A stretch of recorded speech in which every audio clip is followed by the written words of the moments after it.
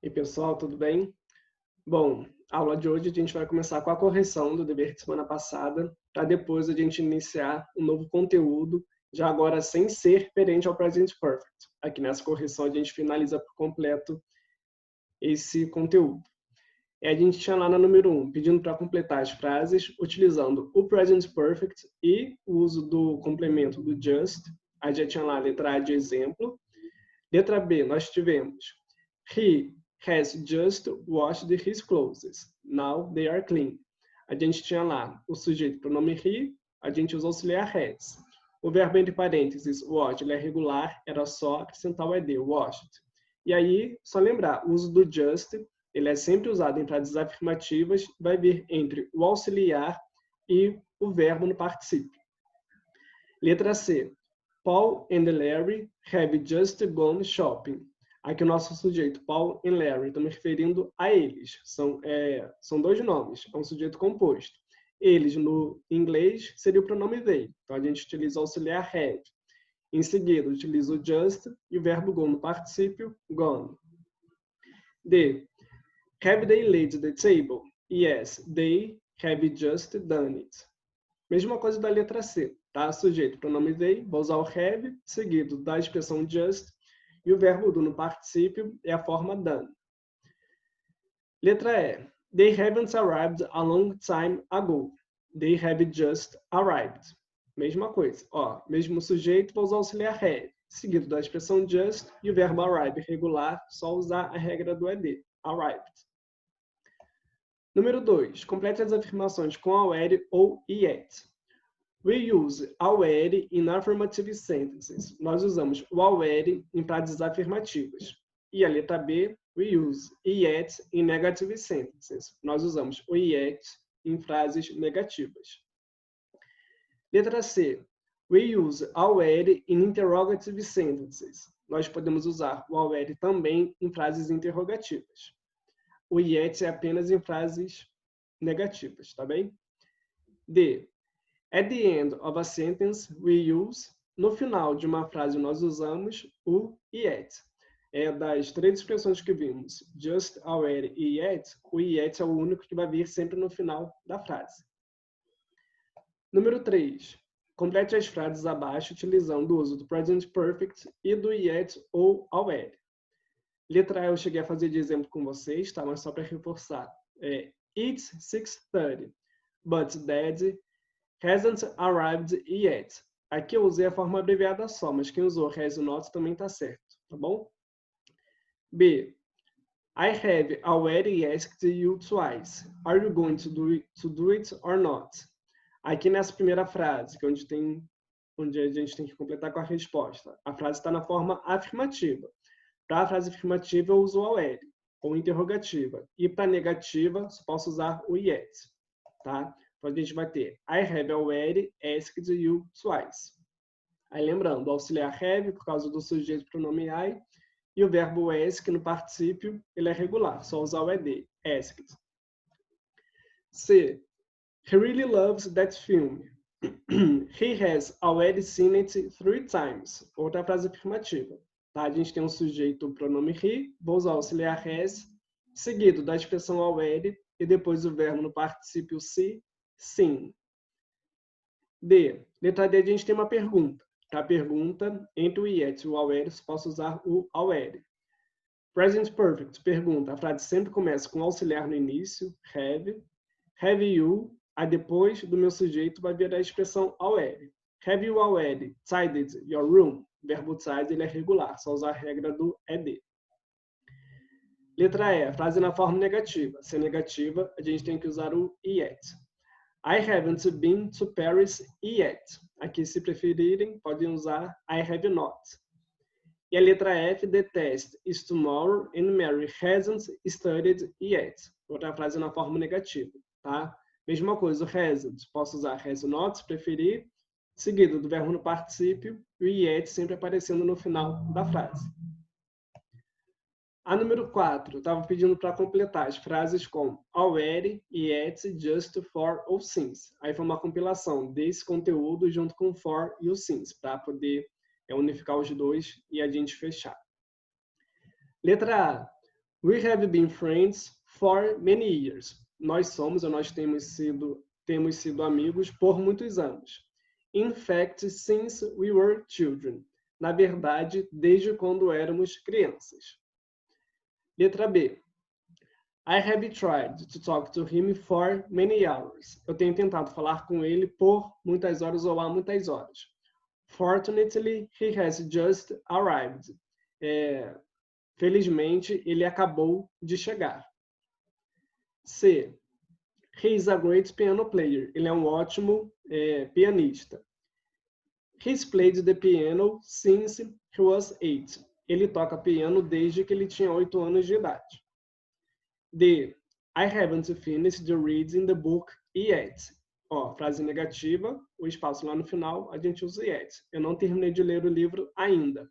But I've already read 60 pages. Mas eu já li 60 páginas. Letra E.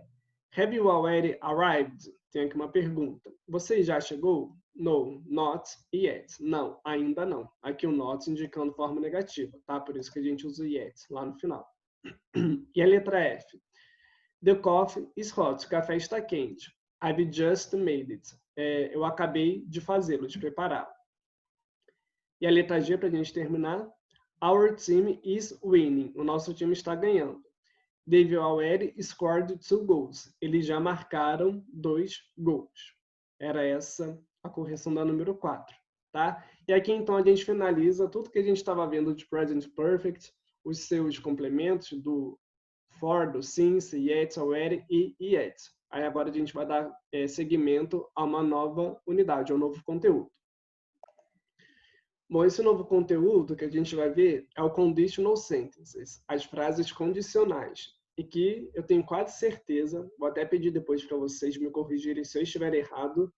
Ano passado, no 8º ano, a gente chegou a estudar frases condicionais, né? Então, acho que uma parte do que a gente estudou no passado a gente vai ver aqui, então vai servir como revisão, e a outra parte acho que vai ser conteúdo novo, tá?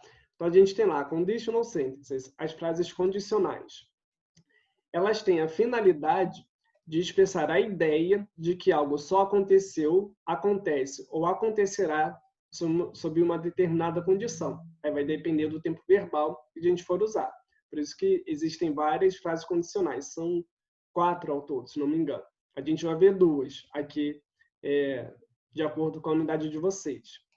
Então, só para a gente ter a ideia básica, as frases condicionais elas vão passar essa ideia de que a gente vai... seria a lei da ação e da reação.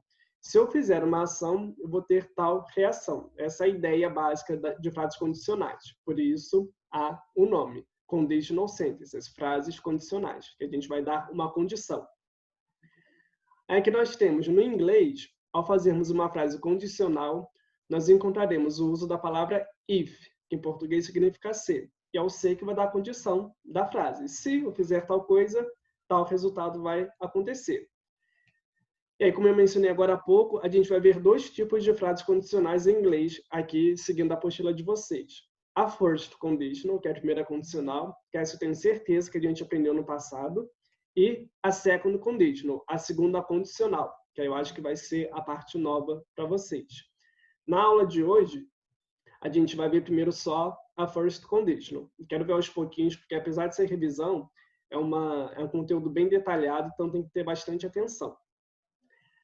A gente tem aqui, utilizamos a first conditional para falar de uma ação que realizamos no presente, no momento presente, e que poderá sofrer uma consequência ou uma condição no futuro.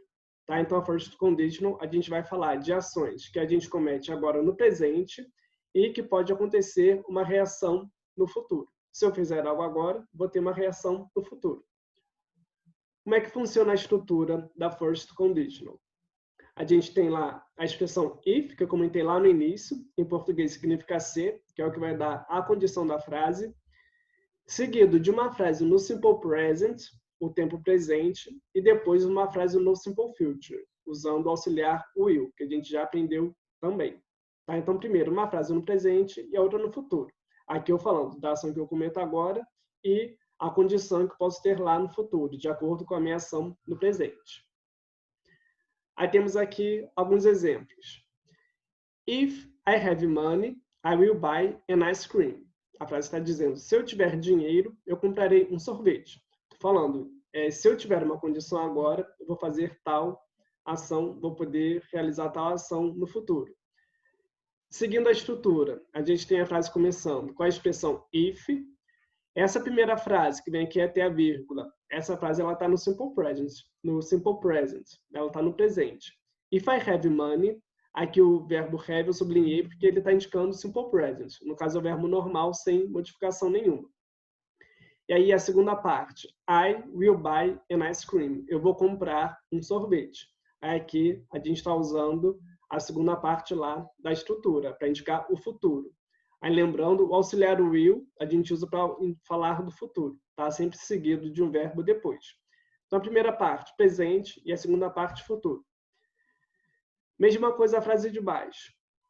If you study, you will pass. Se você estudar, você passará. A gente tem lá, primeiro, a expressão if. A primeira frase, no simple present, o verbo study aqui normal. E a segunda, estou usando o futuro, utilizando o auxiliar will para indicar uma ação futura. Aqui agora, a gente tem que ter uma atenção maior, tá? Nesses dois exemplos. Eu tenho if she works, she will have money. Se ela trabalhar, ela terá dinheiro. A gente tem aqui a expressão if. Essa primeira frase está no simple present. Agora, qual é o detalhe que tem que se atentar? Nessa frase, she works, eu estou usando o S no final do verbo. Tanto nessa frase e na de baixo, a gente vai ver o uso do S. Eu até coloquei uma observação. Quando se referir à frase que indica o simple present e for frase afirmativa, sempre que a gente utilizar os pronomes he, she ou it como sujeito da frase, que eles são referentes à terceira pessoa do singular, a gente deve acrescentar no final do verbo o S. Por isso que aqui nesses dois exemplos eu estou usando a regra do S. Tá? Tem lá, if she works, she will have money. Essa primeira frase está no simple present, está na forma afirmativa. Estou utilizando o pronome she como sujeito, então meu verbo ele precisa ganhar o S. E a segunda parte já é normal. A gente usa o auxiliar will e o verbo só repetir sem utilizar o S. O S é só para o simple present. Para o futuro não se usa o S. Mesma coisa a frase de baixo. If he exercises, he will get weight. Se ele se exercitar, ele ganhará peso. Mesma coisa da frase de cima. Ó. Eu tenho a frase começando com a expressão if e essa frase aqui está no simple present, de forma afirmativa. Se eu estou usando o pronome he como sujeito, o verbo precisa ganhar o S aqui no final. E aí, a segunda parte da frase, referente ao futuro, a gente usa o will e o verbo normal sem o S. Tá? Sei que a gente já viu isso no ano passado, mas é bom a gente dar uma relembrada, se atentando aos detalhes, para não deixar esquecer e não passar nada despercebido.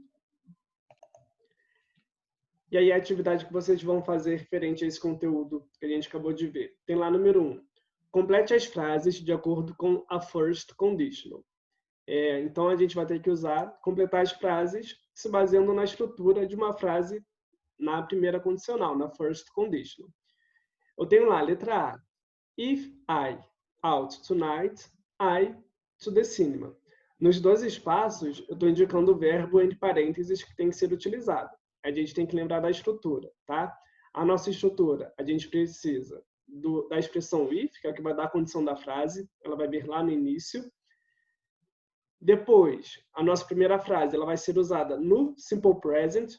Para o simple present, é só lembrar de repetir o verbo, nada mais. O máximo que vocês têm que se atentar é ao sujeito da frase. Se for he, she ou it, vocês vão repetir o verbo acrescentando o S no final.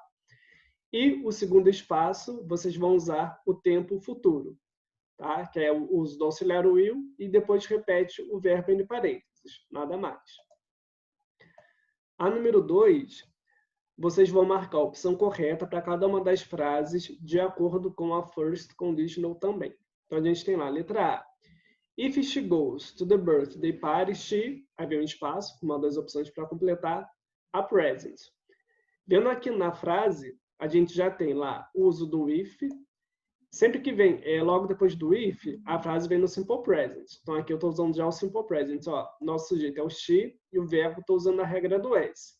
Se aqui nessa primeira frase já estou usando o presente, o segundo espaço precisa ser no tempo futuro. Aí vocês vão ver qual das 3 opções corresponde à estrutura de uma frase no futuro. É só marcar a opção correta. Isso em cada uma das frases, tá bom? É essa tarefa que vocês têm para realizar. Espero que vocês tenham compreendido o conteúdo.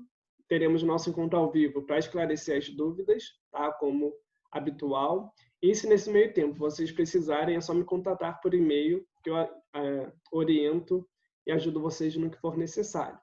Semana que vem vou dar continuidade a esse conteúdo da First Conditional, tá? Para a gente ver a forma negativa. Aí depois só a gente vê a Second Conditional, que aí é tudo novo para vocês. Vamos ver aos pouquinhos para não ficar muito sobrecarregado e nem muito confuso para vocês, tá bem? Até semana que vem. Até lá. Bye, bye.